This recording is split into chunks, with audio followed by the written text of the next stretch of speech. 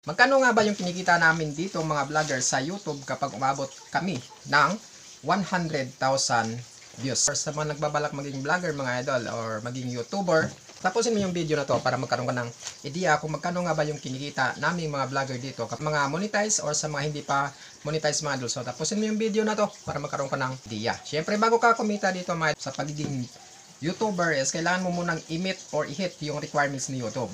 So yun yung 1,000 subscribers tapos 4,000 public watch hours. So kapag nakuha mo yan mga idol, yung requirements na yan, qualified ka na na kumita or mag-earn dito sa YouTube. So ngayon mga idol, magkano nga ba yung kinikita naming mga vlogger dito sa YouTube? Yung kinikita namin dito sa YouTube is walang kinalaman dyan kung 1,000 subscribers ka or 10,000 or 1 million subscribers ka. So magdedepende pa rin yan sa views. So kahit 1,000 subscribers ka lang, kung yung views mo is malakas or every upload mo ng video, marami ka talagang views or maabot ng 10k views, 100,000 views, 500,000 views, hindi sukatan yung dami ng subscribers dito. So yung sukatan talaga para kumita ka dito is yung views mo. At syempre mga idol, yung haba ng video na ginawa mo. So for example mga idol, gumawa ka ng 10 minutes na video. So mas malaki yung kikitain mo doon sa 10 minutes na video na yun kasi nga mas maraming ads na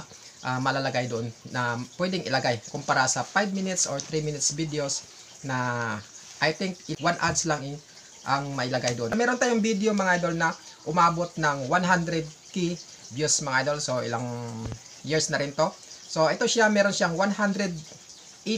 Yung haba ng video na ginawa ko nito is nasa 7 minutes or nasa 6 minutes and 58 seconds. So yung haba ng videos na ginawa ko.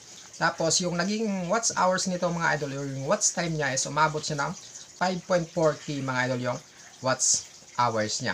So meron siyang estimated revenue mga idol sa USD or sa based on America is umabot siya ng 64.49 dollar or USD mga idol. So kung i-convert natin yan sa sa Philippine money mga idol, itong 64.49 USD is equivalent ito ng 3,749 pesos. So ibig sabihin mga idol, yung kinita ko doon sa 100k na views ko sa YouTube mga idol na umabot ng almost 7 minutes is nasa 3,000 lamang. So 3,740. So yun yung kinita ko sa 100k views ko dito sa YouTube. At syempre mga idol, nagdedepende pa rin yan sa kung saang bansa yung mga viewers mo. For example, sa USA yung yung mga viewers mo, mas malaki yung kitaan kapag nasa USA yung yung viewers mo. More on sa USA yung mga viewers.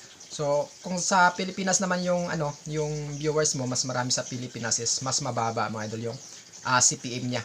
So sa akin yung viewers ko kasi almost nasa Philippines na lang mga idol. Yung CPM ko pala mga idol sa sa every 1k views is umaabot lamang siya ng 1.11 US dollar or USD mga idol. So or babasihan natin sa Philippine money mga idol is umaabot lamang siya ng 58. So yung equivalent kasi ng piso ngayon sa dollar is 58 pesos. So ibig sabihin yung 1k ko is nasa 58 pesos lamang yung per 1k views mga idol. So yan yung mga idol yung yung inabot ng 100k views natin dito sa YouTube.